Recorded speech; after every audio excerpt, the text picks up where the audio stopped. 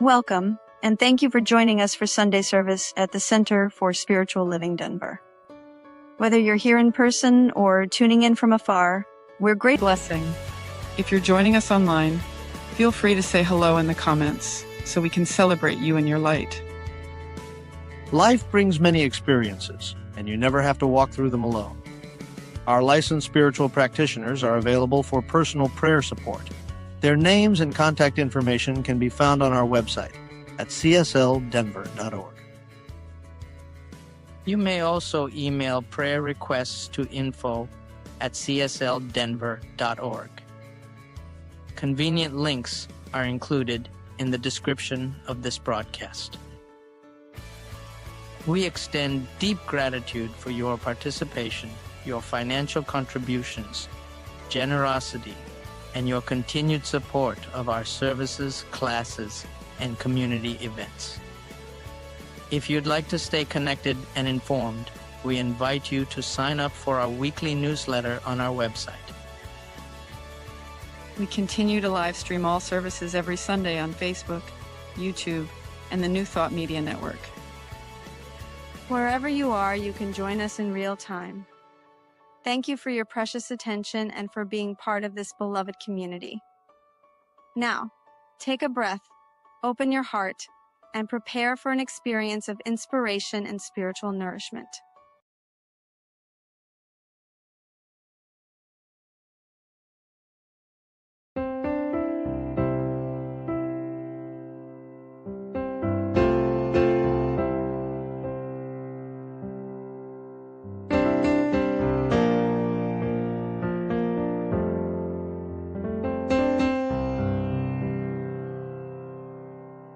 There is a garden where dreams come true, a beautiful garden where God's grace blooms. There is a garden where everything grows, a beautiful garden where love is sown. And in this place of light and love, you can have anything that you're dreaming of. There is a garden where dreams come true, a beautiful garden. That garden is you.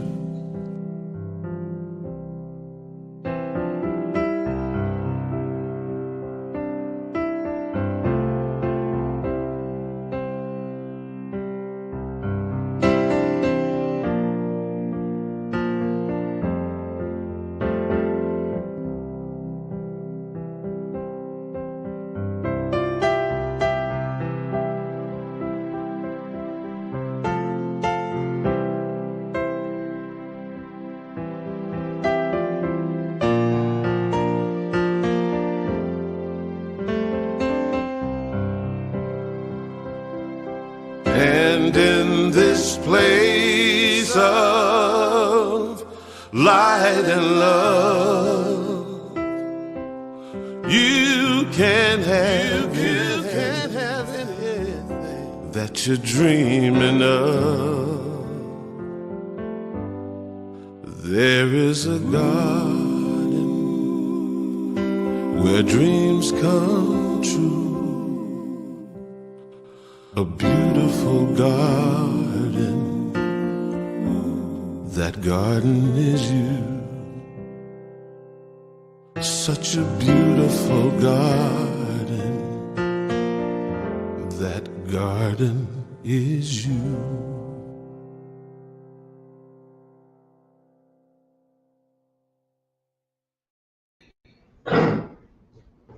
Good morning, everybody. I'm Alice Nutter, a practitioner here at CSL Denver, And let's move into an invocation. So if you feel comfortable, just sit back in your seats and close your eyes. And let's just move into that space and that place that is always there. Absolutely knowing that the divine is working, living, and breathing each and every one of us. And we know that as we move into today's service, that Coni Carter's, our speakers' words hit home where they need to go, and the music and the reading, everything is well and good. Our technology is working well, and we are just also gratefully blessed for the Center for CSL Denver, for each beloved person who has chosen to call this center their home, and knowing that we are just also truly blessed. And from that place of deep, deep gratitude, I release this into that one mind, that one heart, knowing that all is well, and it is so. And so it is. So we are into August. So I think it's the dog day afternoons is what it is. We're really all over the heat, I think. So, the theme this month is about fear and faith, not fear. And so our reading today comes from their daily words, and it's by Kelly Robbins, who is actually a minister here in the Denver area, and we've actually had her speak here. So it's called Transforming Our Fear. There are two common acronyms for fear: forget everything and run, or face everything and rise. When you are afraid, you can choose to either turn and run or to lean in and walk through. Transforming our fears can happen in an instant or in stages. It begins with choosing to face everything and rise. Facing our fears is how we overcome them. First, be aware that you are afraid. This may sound simple, but some of us don't realize we are afraid. As fear can be hidden under other emotions. Sometimes we analyze the situation intellectually rather than emotionally, making fear seem illogical. Next, clarify exactly what you are afraid of. Take time to understand why. From there, sit with your fear and explore the spiritual truth behind it. Fear is misplaced faith. Consider looking at it as your teacher, how to show you areas that are ripe for growth and ways to deepen your oneness with God. What is your understanding of God, or the creative process, or universal law? Reflect on how your fear may not align with these spiritual truths. Because our physical bodies respond to fear immediately and strongly, we often react rather than responding when something scares us. As a result, we may not take time to listen to the message or reflect on our fears and on alternate ways of responding. Ultimately, using fear as a catalyst for transformation can lead to profound change and deepen our relationship with God. And from our founder, Dr. Ernest Holmes, there can be nothing in the universe operating against our word except our own doubt. And now let's have music from Bob Sima called Raise the Vibe.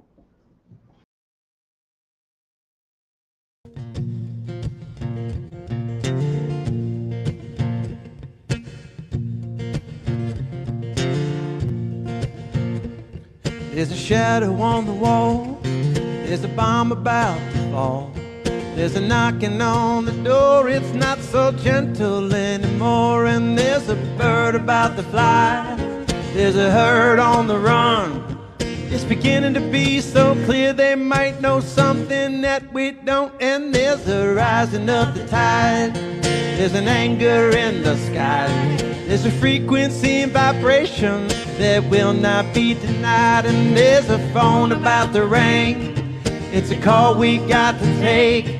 It's a message from the future, a blast from the past, and it's calling out your name to light your fire. Fan your flame, do what you must be, still be strong, be bold, be brave, and meditate. Go to your altar, it starts inside. Raise your hands, raise your hearts, raise your voice, raise your thoughts, raise the vibe. Raise the vibe.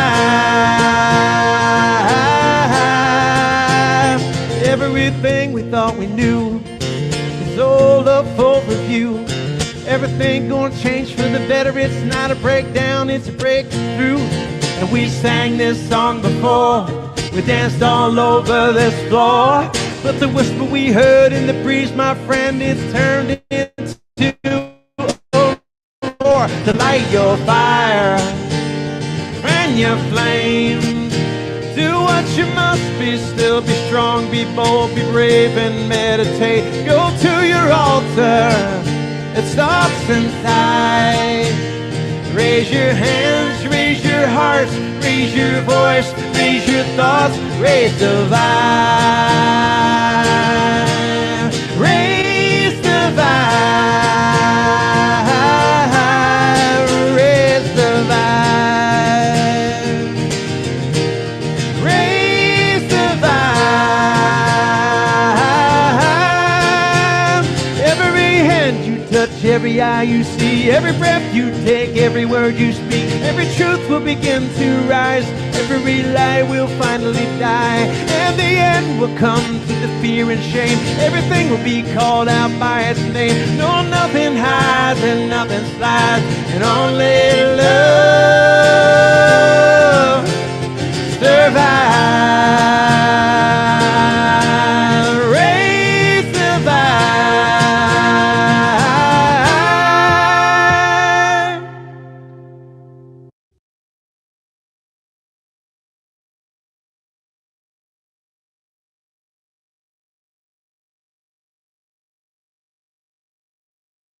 Happy to have Coni Carter. As I know, most of you know who she is, but I'm going to give you a little bit of her background before she comes up and talks. Coni discovered Mile High Church of Religious Science in 1988 and quickly fell in love with the writings of Dr. Ernest Holmes. Her commitment to science of mind led her to become a licensed science of mind practitioner in 1994. At the time, she was living in Minneapolis, where science of mind churches were few and far between. Along with 9 others, Coni helped establish Celebrate Religious Science, an international religious science church, and also supported a United Church of Religious Science study group. She later founded the Center of Loving Consciousness to share her skills and talents as a spiritual coach and to offer classes that supported personal growth, prayer, and spiritual awareness. Coni moved back to Denver in 2006 and now lives in Bailey, Colorado with her husband, Mike. Over the years, she has trained as a Unity Prayer Chaplain Coordinator, and Divine Science Prayer Partner at Althea Center. Today, Coni is a motivational speaker who shares her passion for the power of prayer. So please help me welcome Coni Carter.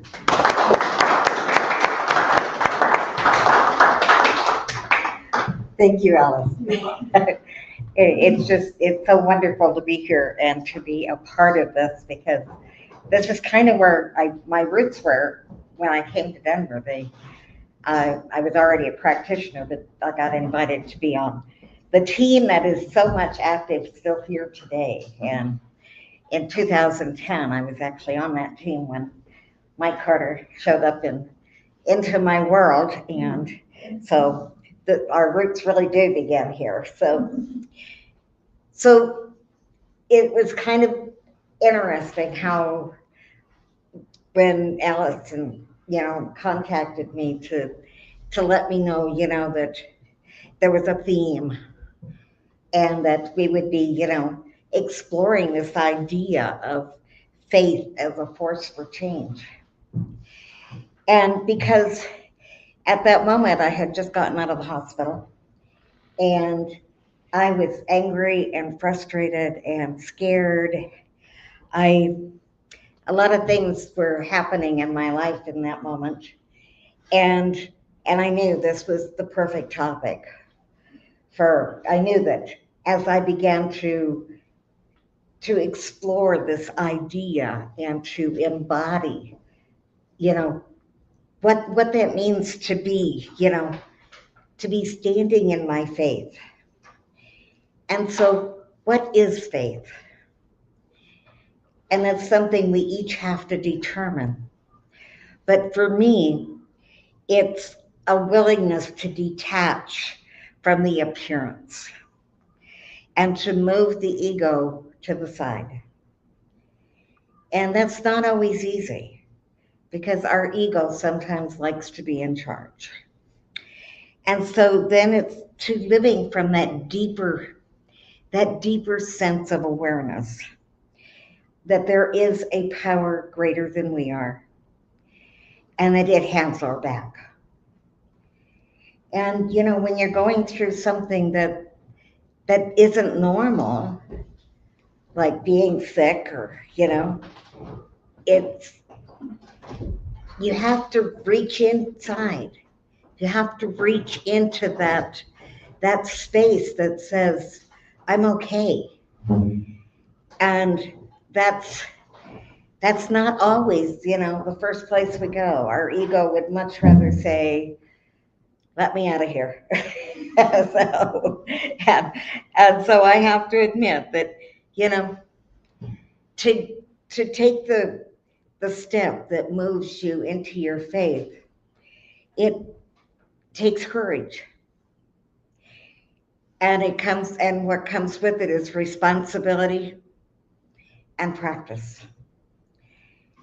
And so, those are the three things that really move us forward, to allow us to become in alignment with that inner source, that higher power, and with our own life. And so Wayne Dyer, many of you know, and I think I picked up the book here off of your bookshelf back there. And it was one of his newer ones that was called Wishes Fulfilled. And in that he said, you must have faith. And faith is attained through complete trust and confidence in the power of one universal mind, of which you are a part. It is that part of you that has placed you into this situation, into every situation. Your thoughts, your feelings bring forth life. And that's all it is life. And we have to stop defining it as good and bad. But that's not easy. That takes courage. That takes a willingness to step out of the fear and into your faith. So I knew that, I would be up here sharing my personal story with you today. So I spent June and July getting ready.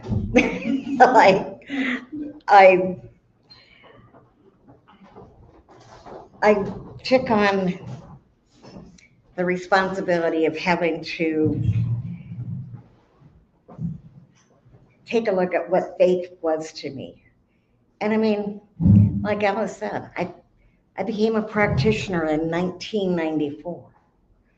So it's not like I was new to this, but I needed to go inward.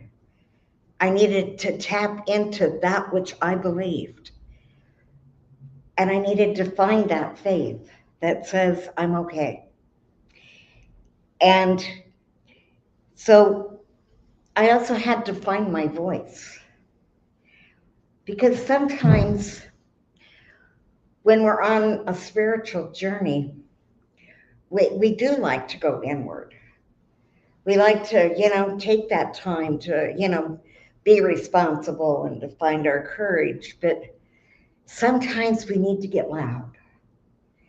Sometimes we need to be able to voice it physically, to be able to say, this is not okay.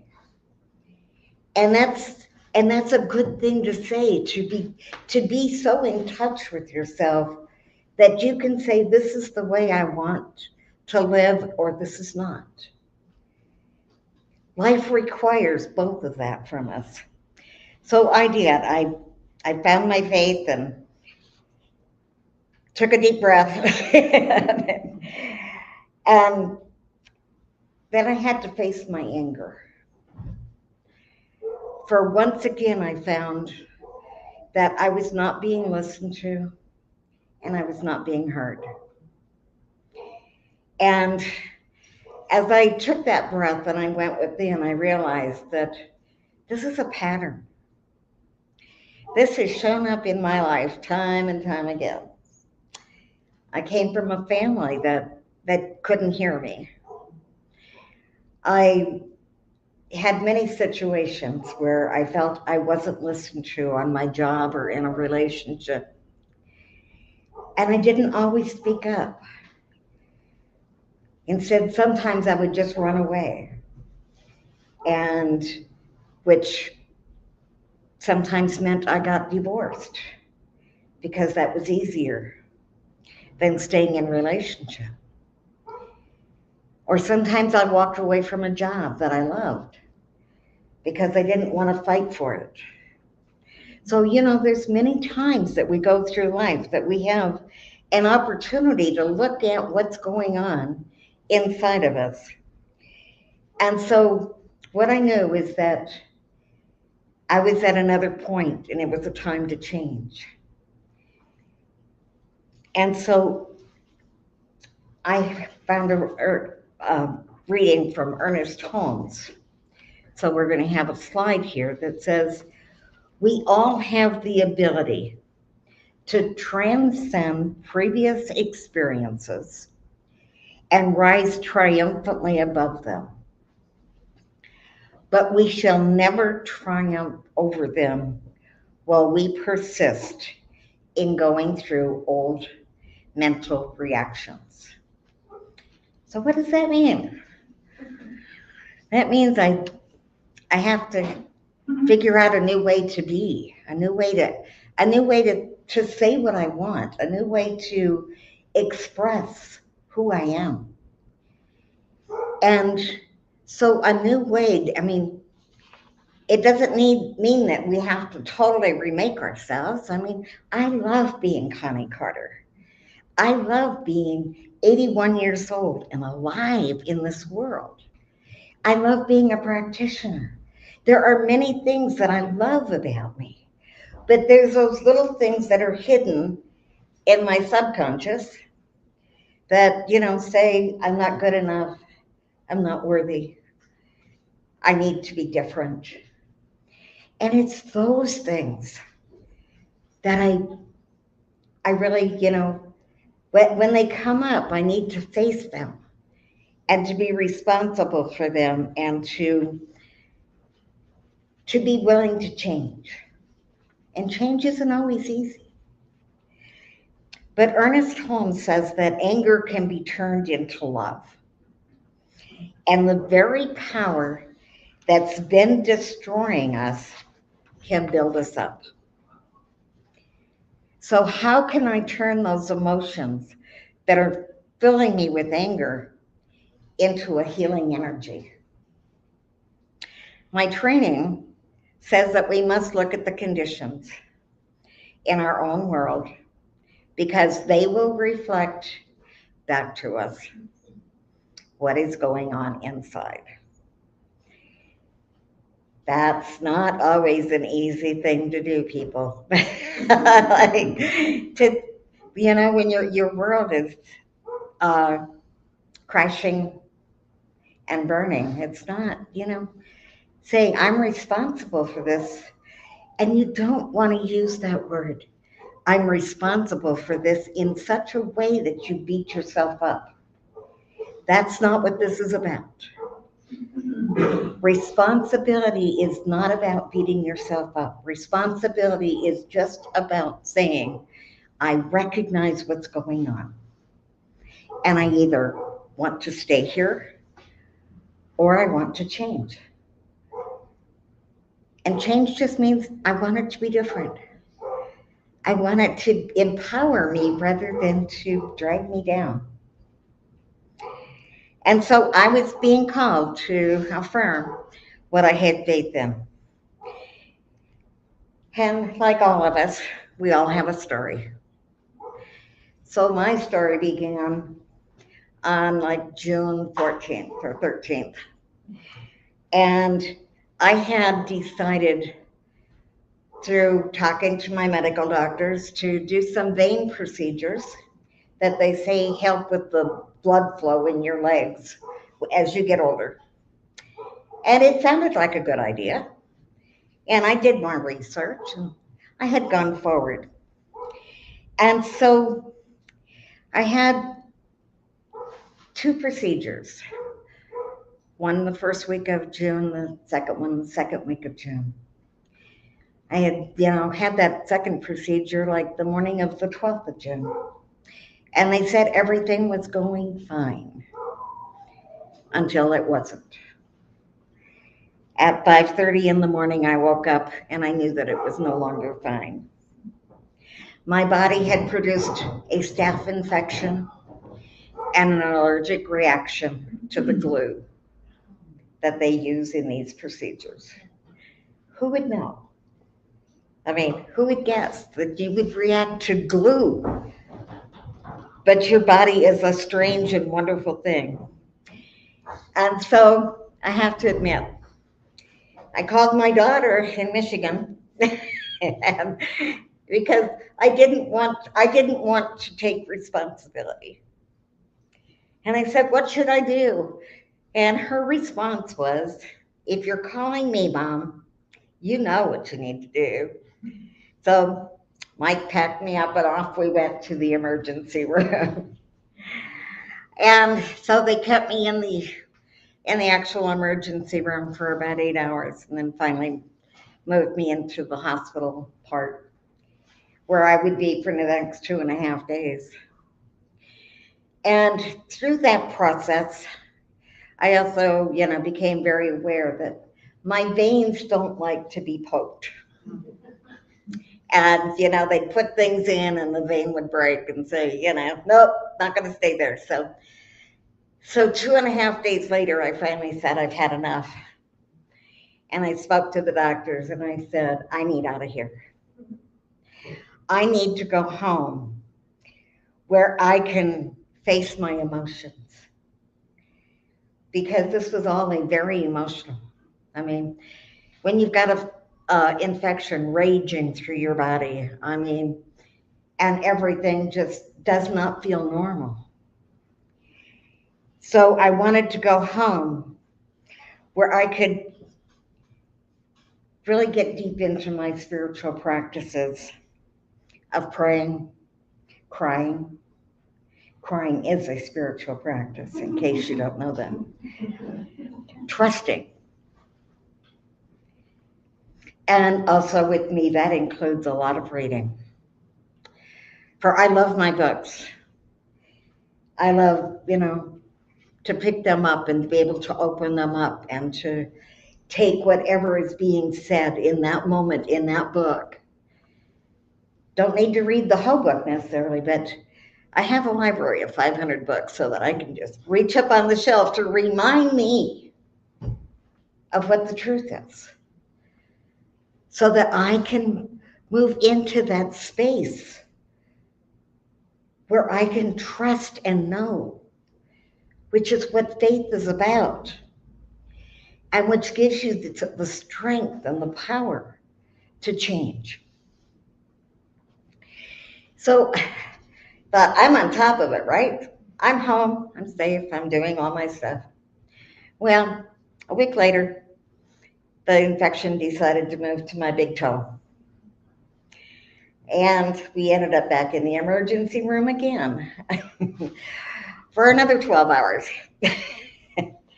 This time, my fear of the medical system had turned to terror. I was not being heard. I was not being listened to.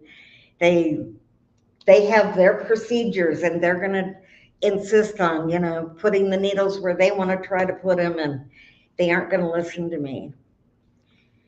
And so after 12 hours of not being listened to, I knew I couldn't abandon my faith. I knew God was there. I knew that power that I have studied and practiced and read about and trusted was not going to desert me. But I needed to speak up, and I needed to say no. I'm ready to move forward. I'm ready to change. I'm ready to try something different. So I refused to stay in the hospital, and I returned home to be with Mike and to feel safe. And feeling safe is important. You need to know where your safe places are. And you need to know that in advance. We don't want to wait until we're in crisis to figure out what works for us. Where do I stand? What do I hold on to? And so, and it was, life is so funny because all of a sudden on my phone, YouTube started giving me Louise Hay. And so we went home and, so as we'd go to bed at night, we'd turn on the tablet and go to sleep listening to Louise Hay, teaching me how to affirm that the good is possible, that health was right here, right now, that, but I knew that somewhere stuck in my subconscious, not in my conscious day-to-day thinking, but in my subconscious, something was going on that had attracted this infection. Something was out of whack. And I needed to face that and decide where it was. And I knew that just, a month prior, I had gone through a situation where I had to make a choice to release something that I had been part of for 13, 14 years. And that was being the prayer chaplain coordinator. And I love that job. I loved my chaplains. I loved everything about it. But a situation had come up that I needed to release it. I was angry. I was not happy. Let's put it that way. And instead of really dealing with my emotions and my feelings about what all this was going through, I had stuffed it, which was kind of a tool that I like to use. Let's not take care of it. Let's just stuff it. So here it was right in my face. And change had to be addressed. What do I want? Do I want to live with a body that's, raging with anger? And I don't. I love life. I love to smile. I love to laugh. I love to hug. I love to be present to all of it. And so I knew that I'd been on this spiritual journey long enough that I needed to do some deeper work. So I did. I watched my diet to allow my body to process the antibiotics I was on. I followed up with appointments, and I manifested my doctor in Conifer, this little town, little mountain town. And there's a clinic there that I go to for my annual physicals usually. But my doctor said, I want you here 3 times a week just for me to look at your body physically. I need to know what that infection's doing. How often do you attract someone like that, that's that willing in their, because she's very busy. Trying to get an appointment with her isn't always easy. So, for her to say, one morning she said, I want you to come in at 8 o'clock. That's when I arrive. Because my whole schedule is filled for the day. And I'd only be in there like 10 minutes, but it made me understand that, not only could I attract an infection, but I could also have the perfect people to help me deal with that. And so she was bound and determined that I was going to be allergic, I was going to be free of infection before she would release me to go on a trip to Texas. Like, we had planned on going to see family, and it's like, so had one last appointment on Monday, and we was to leave like on the 23rd of July. Yeah. And so she finally said, "You're free." So off we went. We drove to Texas. We had a wonderful time. And all along, I'm thinking about how do I share this with you, not to get sympathy, but to encourage you, to tap into your passion for your own life, so that you take the time to do that work, to learn about the power of prayer, to understand that there's a connection between you and that source that gave you life, whatever you want to call it. I mean, it's not known by one name. Am I getting close? Oh, no, I'm only halfway through. But so I did that work, and I grabbed onto the power, but I read in another book that I think I also picked up from here. And this is by Deborah Mirza. And I've never heard of Deborah before, or Debbie Mirza. But she wrote a book called The Safest Place Possible, A Guide to Healing and Transformation. And she said that thinking about what people have done to us or others, because sometimes that anger comes because we look at what others are going through. It brings up so much anger inside of us. It feels violent in our bodies. Any treatment of anyone that is not love is trauma, and our body feels it. And I knew that trauma. I knew that my trauma was real. I knew that my faith in God was real.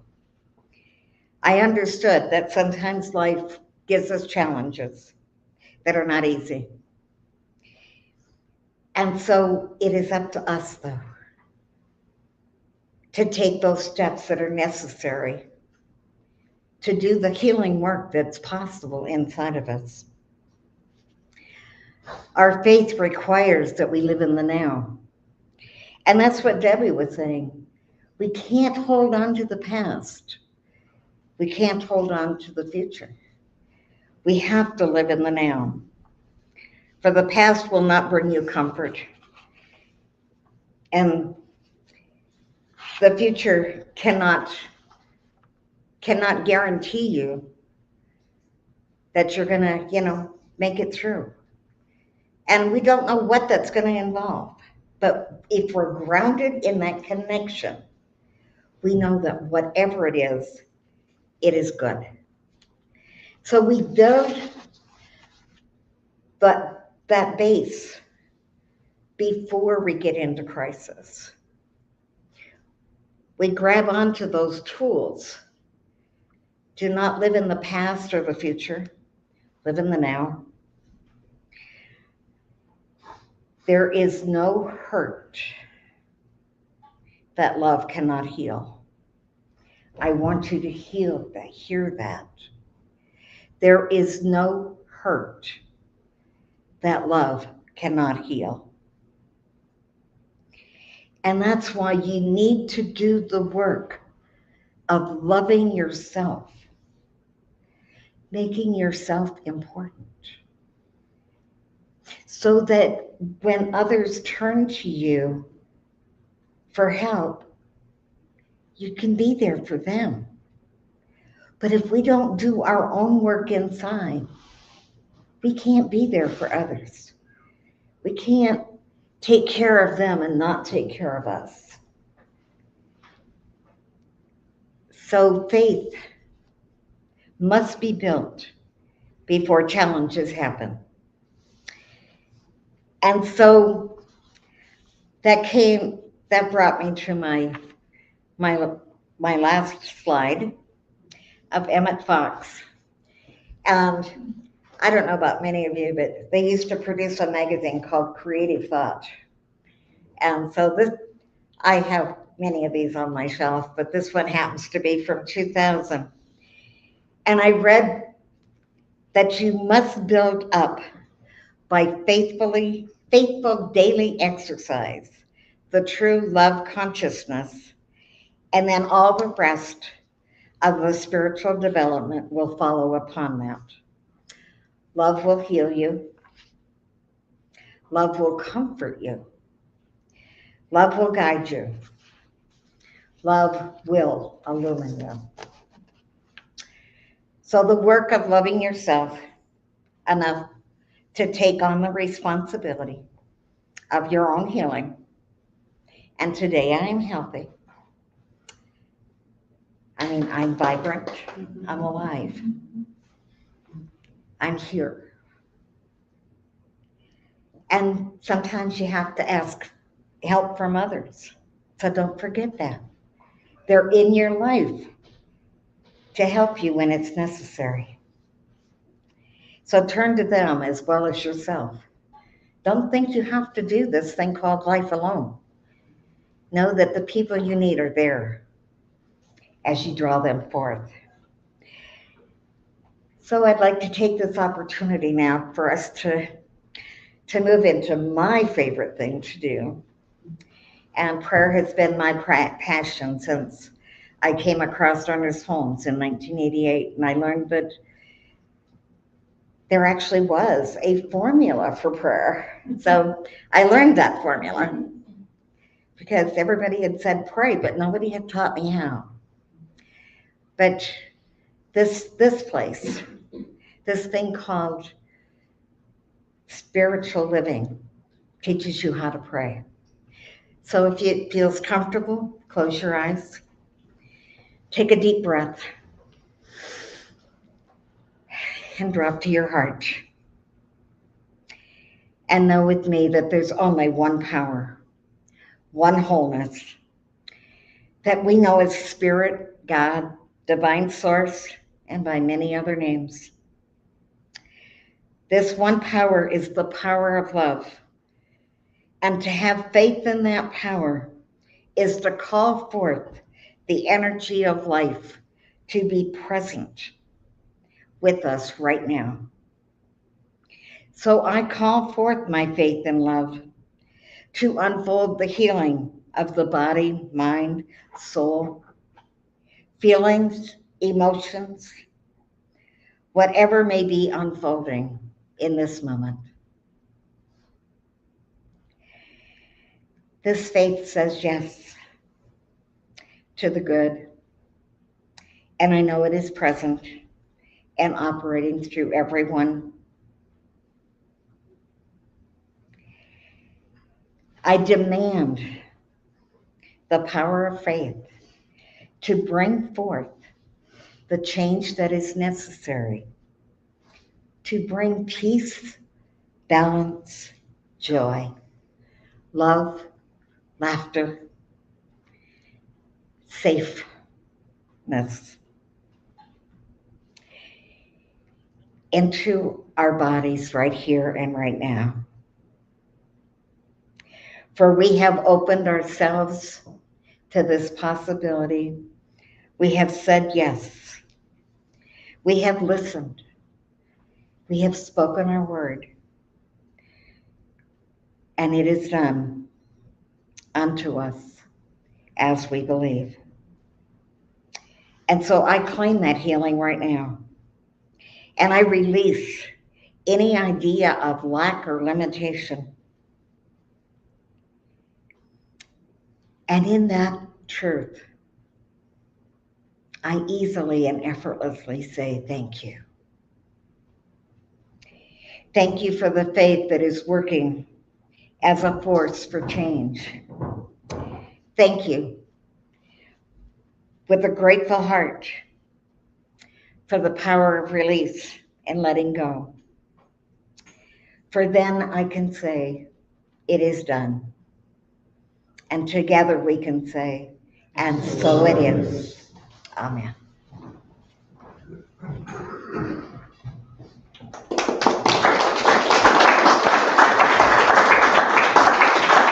Thank you so much, Connie. Very powerful talk. I appreciate it. And now it's time for our offertory. We are so grateful and blessed for everyone's support of CSL Denver, whether it's in time, treasure, or talent. And especially during these times of change. We've got a lot of stuff going on out there. So whether this is your first time joining us or you are a returning community participant, we want to thank you for your continuing financial support of the important work we are striving to achieve here at Center for Spiritual Living Denver.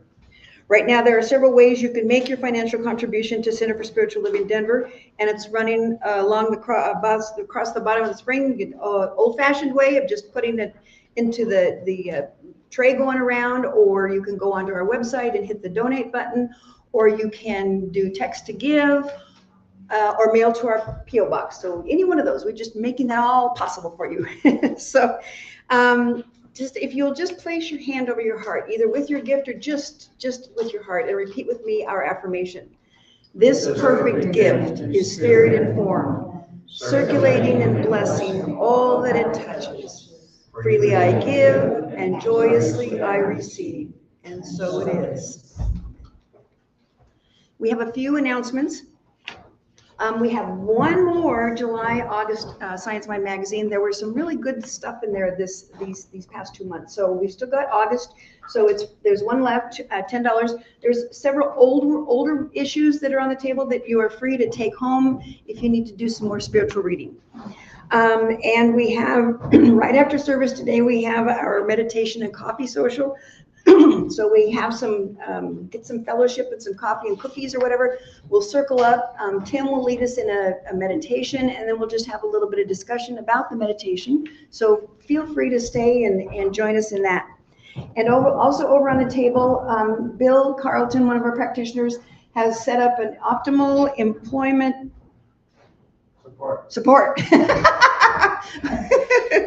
So he's got some papers there for anybody who is looking for I don't know, if they want to move into a new job, then he's got some different resources that you can access. So either check with Bill or check the paperwork that he's got over there in the corner. And then we are having our Sunday picnic on our next community cafe. So on Sunday, August 23rd at 10, we are going to City Park.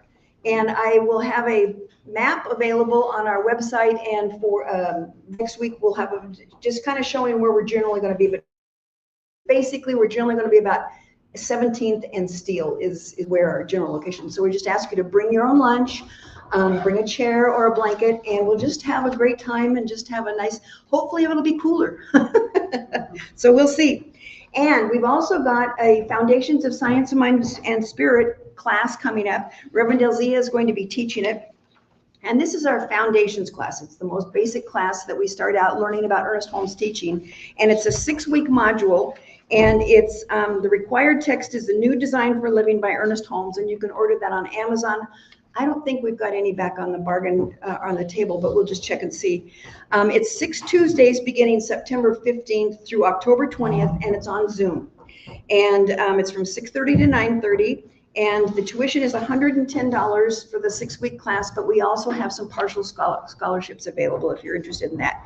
And like I said, Reverend Delzia is going to be teaching that class. And then, so if you are interested, either hit one of us practitioners up and let us know, or go on to our email info@csldenver.org and just let us know that you're interested in taking the class.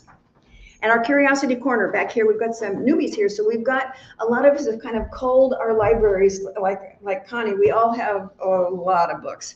And so we're trying to kind of jettison some of them. So back over here on this side, we've got books that are $3. We've got some CDs, DVDs, and then over here we've got a bargain basement. Everything on that table is $1. So please take a look, see if there's anything you just absolutely cannot live without and want to go home with. We are so blessed to have New Thought Media Network and Diego as our Sunday service producer. You've seen what he's done for us, and just he's is so good about taking care of us. And you know, the internet was down this morning, and we were all praying, please let it go, and it came up. So we were really happy about that. So we invite you to go to www.ntmedia.org and check out what they have. They have a ton of stuff. They've got radio programs. They've got Reverend Elzia and Dr. Robert Brzezinski do a weekly thing. And so there's just all kinds of things there. So it's something for everybody. And we are so truly blessed by everyone who has chosen to support CSL Denver by showing up on Sundays or watching our services online. We know that as we move through the rest of the year, the divine beloved is guiding us and loving each and every one of us. Like Connie said, just love ourselves. Just that's all we can do. Thank you for joining us. And now let's close out with, I think it's Gary Lynn Floyd, Unbound.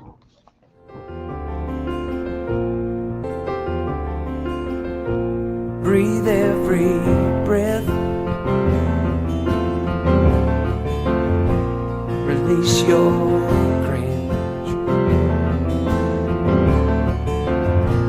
love without waiting, slowly unhinge.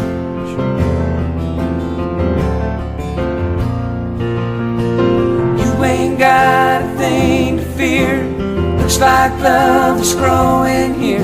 So take your guard and let it down, go deeper still until you come unwound.